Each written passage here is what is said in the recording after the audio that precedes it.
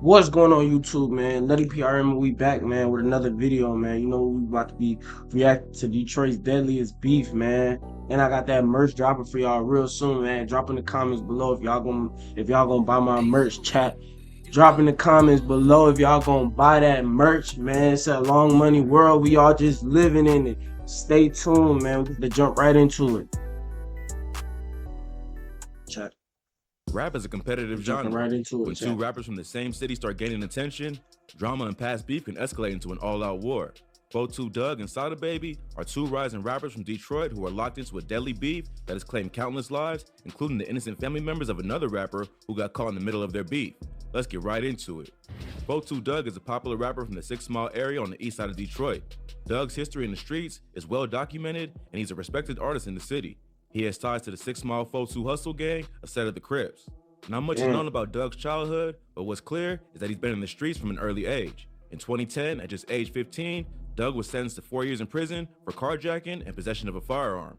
After getting into a fight with another Got 4 inmate, years Dugg was sentenced to an at additional 2 15, years bro. and spent a total of 6 years locked up.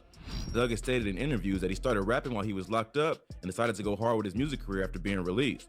Dugg was already respected in the city, so he easily built a local buzz. But blowing up from the Detroit rap scene isn't easy. Only a few artists from Detroit like Eminem or Big Sean have managed to make it to a mainstream level, and if Dugg wanted to be the next rap superstar, he'd have to collab with popular artists outside the city. So Dugg did just that, and after meeting Lil Baby in the Dice Game, he was featured on the tracks We Paid and Grace from the Atlanta Rappers 2020 album My Turn. This exposed We Dugg Paid to a was whole new hard, audience We Paid and pushed was his career hard. to new limits. Well, He also 42 became Dugg close with gotta another be music short as industry fuck, veteran, bro. Yo I don't Gotti, know, like and you signed could to his just label tell you short. CMG. Like I'm Dugg is short. also signed to Lil Baby's I think 4PF I'm label, short, but so he was able to that push nigga himself into short both for the real. Atlanta and the Memphis rap scenes while being mentored by some of the biggest names in the industry. Things were looking good for 4-2 Dugg, and it seemed like he would be the next major rapper to hold it down for Detroit. But Dugg isn't the only artist blowing up in the city. Another rapper who's a sworn enemy of the 4-2 Hustle gang, named Sada Baby, was also blowing up around the same time. Sada Baby is from the 7 Mile area of East Detroit. Unlike Dugg, Now chat. I heard about Sada Baby. Sada Baby, he joined the Bloods at like 20 years old, bro. At that point in life, like, why are you even joining the gang, bro? Why are you even joining the game, bro? Like, it's too late, bro. You ain't got nothing else to do with your life. You just wanted to join the game.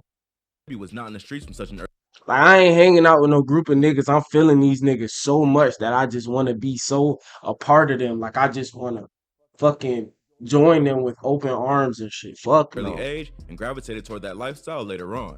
He started rapping at age 19 and would freestyle for a few hours every day to practice.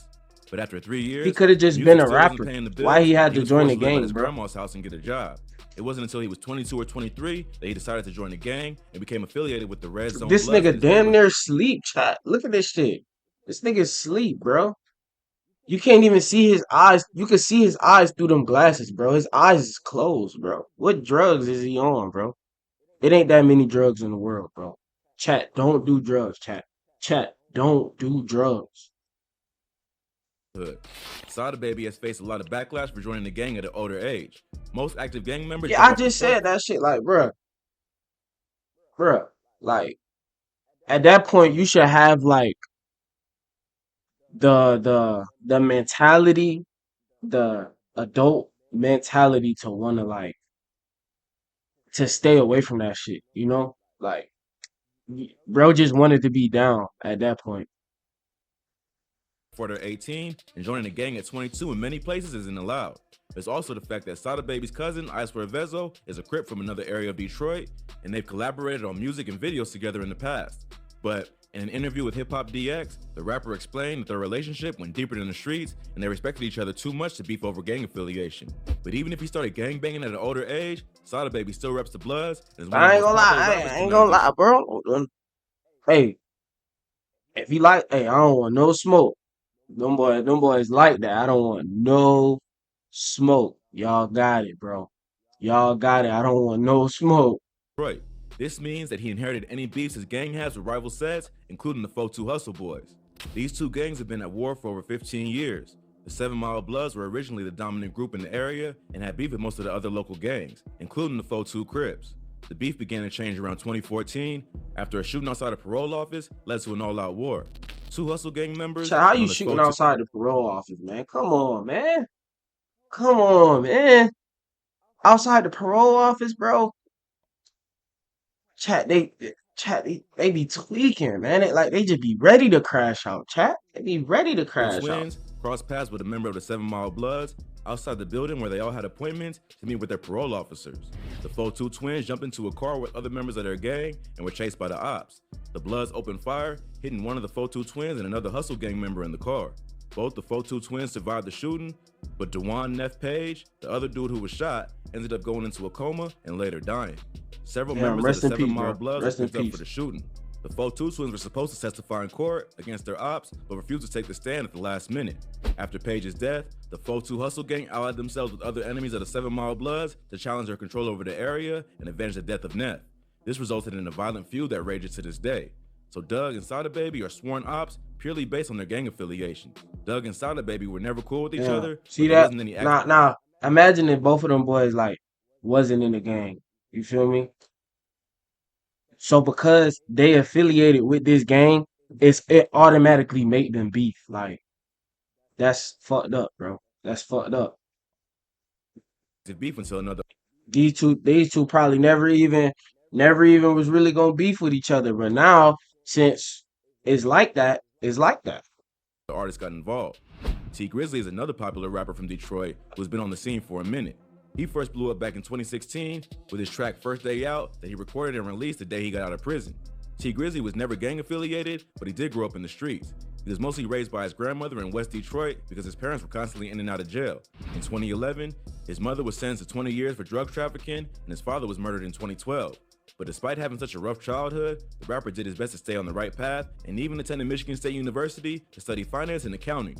But while in college, he struggled financially and began robbing other students' dorms for cash and electronics. He was eventually caught, but released while the school conducted an investigation. During that time, he and his friends went on the run and ended up robbing a jewelry store in Lexington. Bro was breaking in niggas' rooms in college. Bro was breaking in niggas' rooms in college, chat, and got caught, chat. Damn. That's fucked up. Imagine you come back to your room, you see a big ass nigga in your room, just taking your shit. At that point, you can have it, nigga. You can have it, nigga. Yeah, just take it, cuz. Just take it. I don't even want to fight.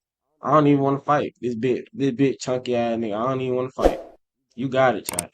You got it. In Kentucky, the robbery was unsuccessful, and Grizzly, along with his 3 accomplices, were arrested.